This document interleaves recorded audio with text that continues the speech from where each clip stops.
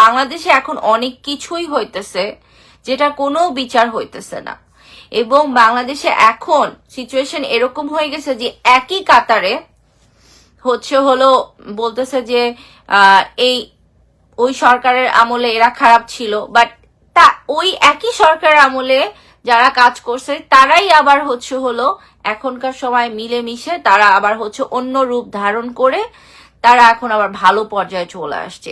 এখানে খুব পলিটিক্স চলতেছে, like this is call mind games.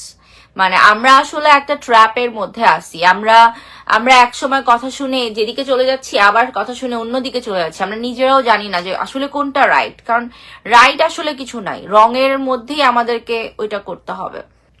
Bangladesh is not safe for girls, একদমই না। ট্রু, সাইবার সিকিউরিটি বলো, পাবলিক সিকিউরিটি বলো, যে কোনো জায়গায় বাংলাদেশে এখন যারা ভালো মেয়ে, সব মেয়েরা না, যারা ভালো মেয়ে তাদের জন্য সেফ না। তুমি একটা ভালো কাজ করতে যাবা, তোমার নামে বদনাম করবে, এটা করছো এটা করছো, তোমার নামে কোনো প্রুফ নাই, বাট তারপরও দেখা গেছে যে তোমার নামে অনেক বদনাম করতেছে বিকজ তুমি ভালোভাবে কাজ করতেছো ইন্ডাস্ট্রিতে।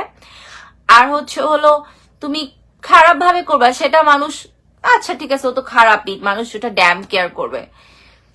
আর ভালো যে করতেছে তার পিছে অনেক মানুষ লাগবে এবং তাকে হেল্প করার জন্য কেউ থাকবে না।